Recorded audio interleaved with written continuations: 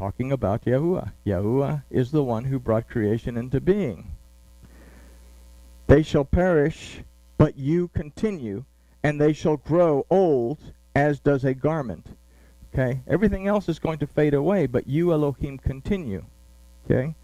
And we can look at these and go to Job, and throughout Job, at the end of Job, when Job's having the discussion with Elohim, says, who do you think it was that put everything in the sky and created the earth and created all the stuff?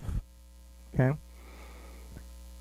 And as a mantle shall you roll them up like a garment, and they shall be changed. But you are the same, and your years shall not fail. Psalms 102, 25 through 27. So they are to be rolled up in his talit, and this is what transforms them. And what does the talit contain? Okay, well, the talit's nothing special, but it has the zitzit. The idea here is that you will roll them up in your word, in your commandments. And through that, they shall be transformed. But you, Elohim, are the same. You don't change. Your word is going to stand regardless of what we might do to it.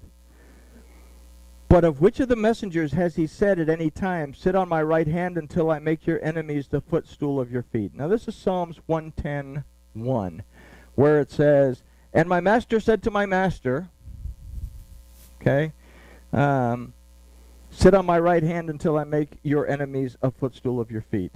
So the argument here has been, well, if David is calling him his master, who's he talking about? You know, we forget that at one point, and this is history, it's not anything else. At one point, David was subservient to Saul, and that the enemies of the kingdom of Israel would be placed at their feet, and they would be a footstool to Israel. Yahusha didn't have any enemies, so to speak.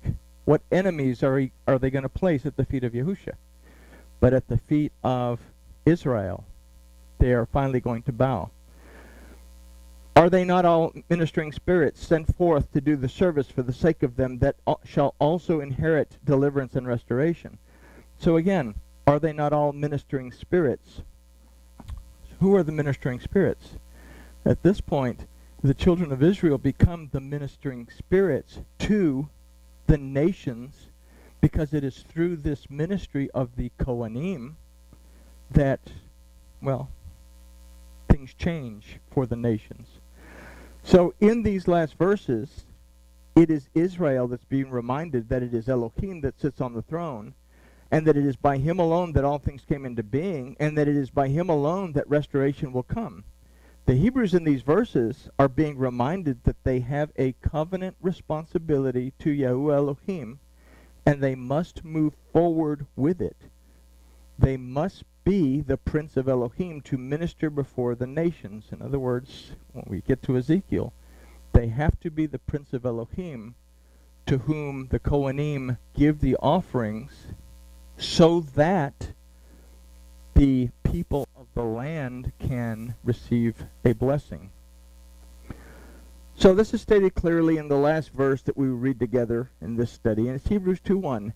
Because of this, we must pay closer attention to what we have heard, lest we drift away. So, a lot different than what we're accustomed to. But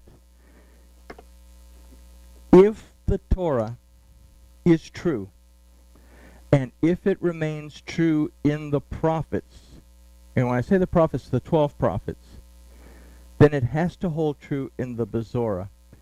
And if it holds true in the Torah, the prophets, and the Bezorah, when I say the Bezorah, the words of Yahusha, then it will also hold through in the major prophets of Isaiah, Jeremiah, and Ezekiel, which deal with more futuristic events in the world to come.